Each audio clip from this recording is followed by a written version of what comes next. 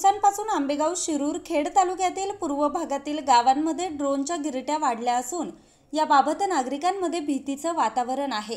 चोरटे टेहाळणी करून बंद घरांची रेकी करून चोरी करत असल्याचं बोललं जात असून याबाबत सरकार किंवा पोलीस प्रशासन यांनाही काही माहीत नसल्याचं समोर आलंय। दरम्यान याबाबत आता खेड पोलीस ठाण्यात एक पत्र उपलब्ध झालं असून या पत्रानुसार चासकमान प्रकल्पाच्या वितरण व्यवस्थेचे बंद नलिका वितरण प्रणालीसाठी चासकमान डावा कालवा किलोमीटर 0 ते 100 मधील वितरिकांचे संरक्षण करणं, संकल्पन करणं व अंदाजपत्रक तयार करणं या कामासाठी ड्रोन कॅमेराचा वापर करण्याबाबत सूचना देण्यात आल्या आहेत। यामुळे आता नागरिकांमध्ये उलटसुलट चर्चा सुरू झाली आहे। मात्र याबाबत पाटबंधारे विभागाच्या वतीने स्पष्ट भूमिका करण्यात आली नसल्यानं नक्की ड्रोन कॅमेरे कशासाठी फिरवले जातात हे अद्याप देखील स्पष्ट झालेलं नाही। आज या ठिकाणी आंबेगाव तालुका पुणे जिल्ह्यामध्ये जे हवेत ड्रोन फिरतायत, रात्री अपरात्री लोक पाहतायत, लोक भयभीत झालेत आणि ड्रोन कशासाठी फिरतायत याचा खुलासा अद्याप कोणालाही झालेला नाही। पोलीस सुद्धा सतर्क राहून याचा शोध घेत आहेत, परंतु पोलिसांनी सुद्धा या गोष्टीचा अजून खुलासा केलेला नाही। हा प्रश्न काल परवा सर्व महाराष्ट्रातल्या जनतेने भेटला, विधानसभेत सुद्धा आमदारांनी उपस्थित केला का हा काय प्रकार आहे नेमका म्हणून। त्याच्यावर गृहमंत्र्यांनी उत्तर दिलं का 2 दिवसात आम्ही याचा खुलासा करू, हे ड्रोन का फिरतायत म्हणून। परंतु गावगाड्यातली ग्रामीण शिवारातली लोक आज घाबरलेली आहेत। माझं प्रमाणपत्र घाबरण्याचं ग्रामीण मधल्या शिवारातल्या लोकांनी काही कारण नाही।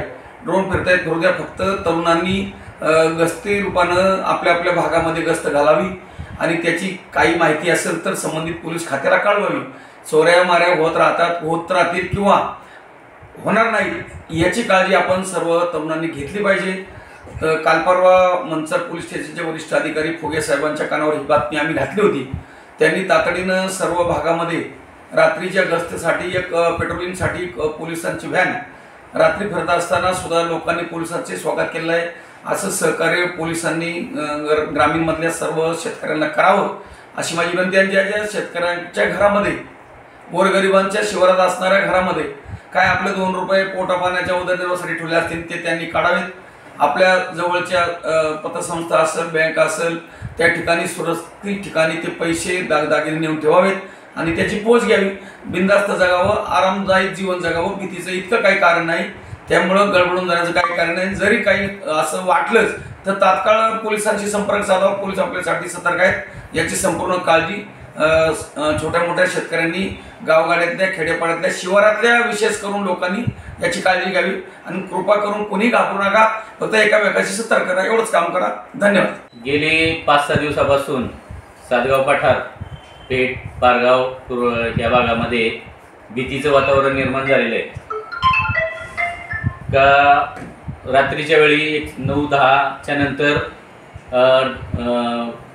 ड्रोन फिरले जातात। हे काही सुरुवातीला काही लोकांच्या शंका होत्या का हे सत्य नाही आहे, परंतु रात्री तर आमच्या पवळे वस्तीवरती, ढामले वस्तीवरती जे ड्रोन फिरले हे स्वतः आम्ही पाहिलेले आणि हे सत्य आहे का ते ड्रोन घराच्या एकदम जवळ येतात, बंगले शोधतात आणि बंगल्याच्या जवळपास येतात आणि मग ते लोक दिसल्याच्यानंतर ते पुन्हा निघून जातात। आता याच्यात सत्यता काय आहे, प्रशासनाने याची पडताळणी पूर्ण करून नागरिकांना तसं सांगितलं पाहिजे। कारण जरी संशय म्हणून त्याच्याकडे पाहिलं जात होतं, परंतु आज शेतकरी कामाचे दिवस चालू झालेले आहेत, दिवसभर शेतामध्ये राबतो आणि रात्रीचे असे ड्रोन आल्याच्या नंतर ते 2-2, 3-3 वाजेपर्यंत त्याच्याकडे लक्ष देणं किंवा भीती निर्माण झाल्याच्या नंतर झोप न येणं यांनी शेतीच्या कामावरती परिणाम होऊ लागलेला आहे आणि शेतकऱ्यांमध्ये खूप काही भीतीचं वातावरण निर्माण झालेलं आहे। तरी पोलीस प्रशासनाने याच्यावरती योग्य ते स्पष्टीकरण द्यावं। काल एक गाडी येऊन आमच्या भागामध्ये राऊंड मारून गेली, परंतु त्याच्यावरती पूर्ण असं स्पष्टीकरण न मिळाल्यामुळं शेतकऱ्यांमध्ये भीतीचं वातावरण आहे तसंच आहे। याच्यावरती पुढील काय निर्णय घ्यायचा मी ग्रामपंचायतच्या वतीने त्याच्यावरती सुरक्षा समिती स्थापन करून याच्यावरती योग्य तो पर्याय आम्ही शोधणार आहे, परंतु त्यामध्ये पोलिसांनी आम्हाला चांगलं सहकार्य करावं अशी मी त्यांना विनंती करतो।